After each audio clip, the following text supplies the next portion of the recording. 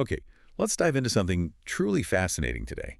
It's a cultural history that, well, it really defies easy labels. Hmm. We're looking at the relationship over decades, really, between Donald Trump and American hip-hop culture. It's complex, often pretty contradictory. It really is. And it's an incredible case study, I think, in how that celebrity context can just clash almost violently with political reality later on. Right. So the main question for this deep dive, what we're trying to get at, is how Trump's pre-presidential connections to hip-hop, and they were extensive, very visible, Oh, absolutely. how did those connections inform and then ultimately kind of contrast so starkly with how he was perceived, especially in African-American communities, once he actually started his political career around 2015? Yeah, that's the core of it. And we're not just going off recent stuff, right? No, definitely not.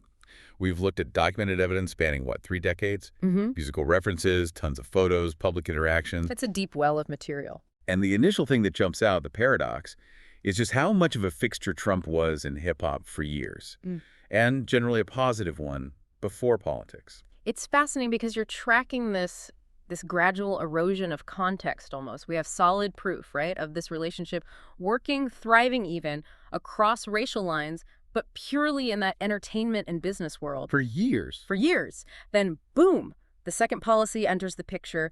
That whole foundation just seems to crumble. So let's go back. Why was this New York real estate guy such a constant reference in the music of the 90s and the 2000s? The sources definitely point to him being this aspirational symbol. Yeah, but it's more specific than just rich guy. Exactly. It wasn't just general wealth. It felt like a very specific type of wealth. Yes. You have to remember the vibe of the 90s and 2000s hip hop, that whole bling era.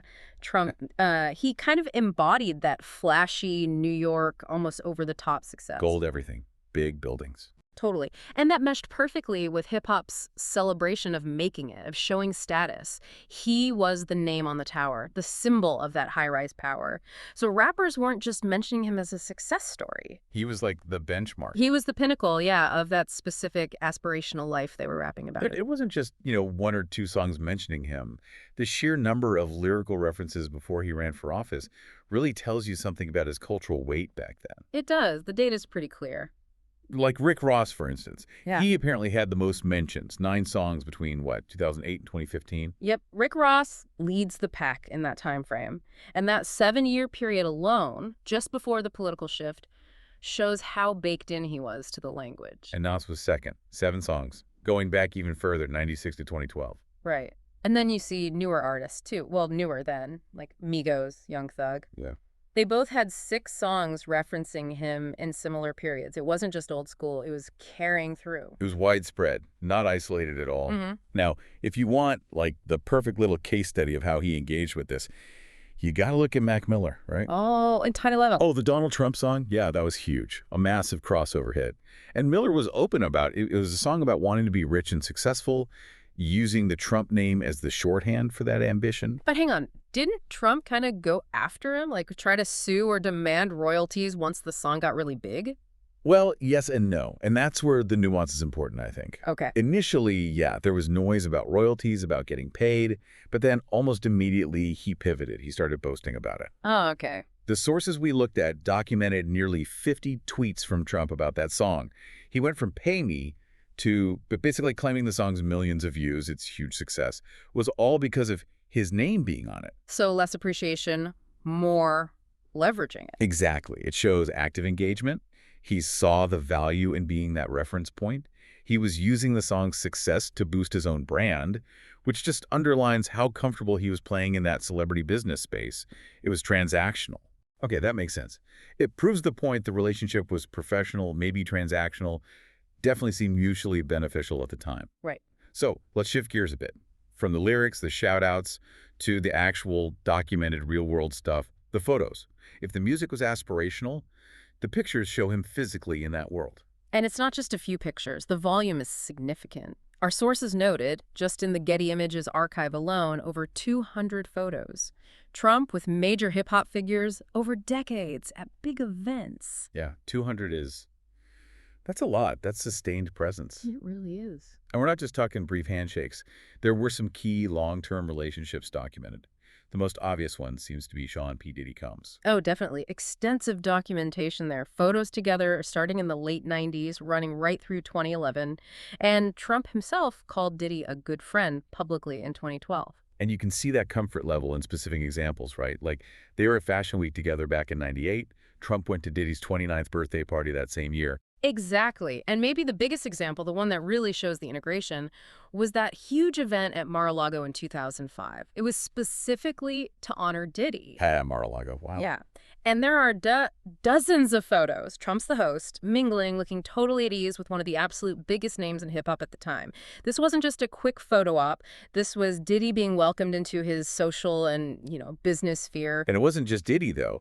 The sources mentioned Curtis 50 Cent Jackson, too. Right. And those interactions, interestingly, seem to have documentation continuing much later, even into 2024. There were recent social media posts, apparently, where 50 Cent reacted to Trump's 2024 win, calling him a winner. Shows a different kind of continuity, perhaps. Interesting. And Snoop Dogg was even at his Comedy Central roast in 2011. Yep, Snoop was there, Yeah. which suggests, at least a cordial public relationship at that point. So beyond those specific big names, he was just generally part of that wider celebrity world where hip-hop, sports, business, it all kind of intersects. Precisely. We see photos, documented interactions with Jay-Z, Kanye West, again, pre-politics, Kanye Fat Joe, Ja Rule, Rev Run from Run DMC. Wow, that's a list. And it goes back even further. There's that photo of him with Jesse Jackson at the Tyson Spinks fight party in 1988. He was just consistently there at these key cultural business moments, interacting across racial lines within that celebrity context. Okay, so if we pause the tape right there, say just before 2015, looking back at those 3 decades, the picture seems pretty clear. Yeah, I think so. These interactions were common, they were sustained over years, and they really show Trump was, well, successfully integrated into hip-hop's social and business circles, at least the celebrity end of it. Absolutely. He built up this kind of cultural currency, but it was based entirely on that celebrity value system. Right. Wealth, status, being the boss. Okay, but here's where the story takes that dramatic turn, right? This is where it gets really interesting, yeah. Because that entire framework, everything we just talked about, it basically shattered once the 2015 campaign kicked off. The second he shifted from celebrity businessman to political candidate, the whole context just flipped, became toxic almost overnight. And you have to remember the timing.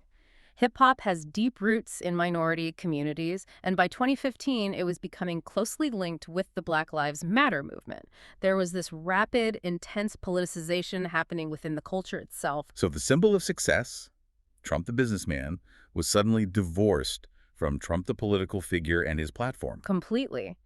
And the speed of that rejection, according to the sources, was kind of staggering. The lyrical mentions, they quickly turned negative, disparaging. By 2016, his hip-hop clout, as one source put it, had just plummeted. Because people weren't engaging with the image anymore. They were engaging with policies, with rhetoric. Exactly. The policy positions became front and center. And you saw artists doing these very public U-turns, guys who might have mentioned him positively or just hung out with him, suddenly singing a different tune. Oh, absolutely. The sources give clear examples. Snoop Dogg's mock shooting video got a lot of attention.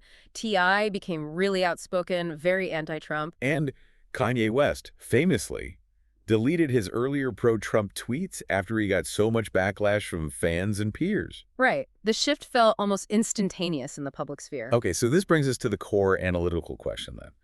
What do all those decades of earlier relationships, the photos, the name drops, what do they actually prove once politics enters the equation? That's the million-dollar question, isn't it?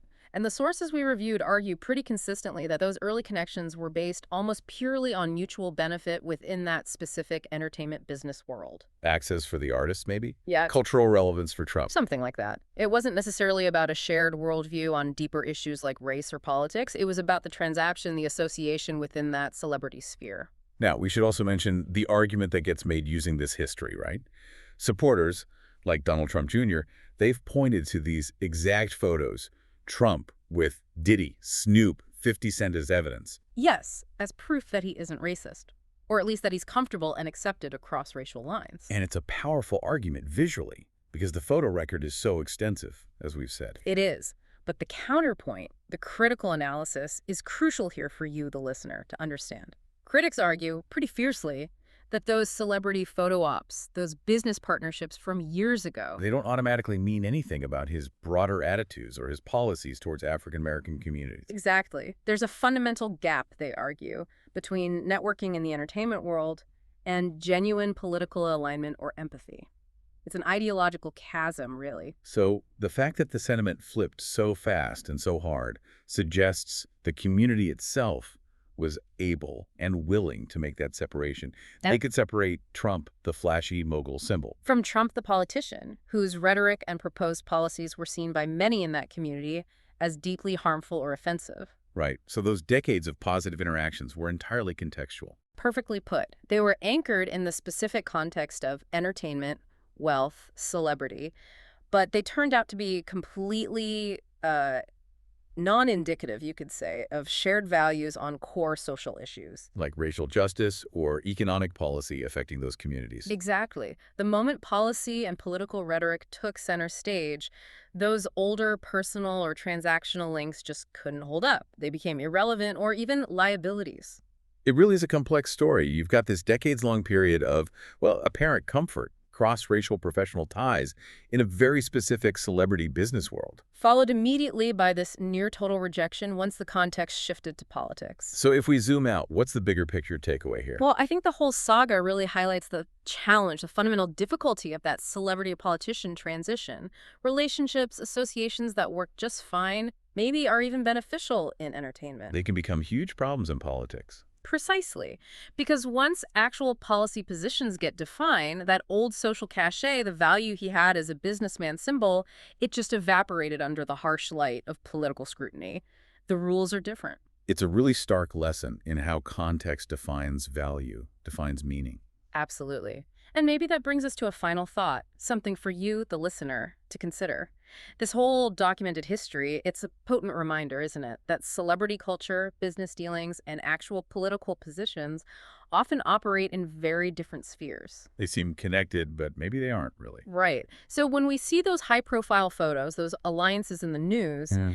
how often do we maybe mistake that professional engagement, that networking, that transactional bond for something deeper, like a genuine reflection of someone's core political values or their ideological stance? It's easy to blur those lines. It is something to think about the next time you see one of those powerful celebrity photo ops. What context is really at play?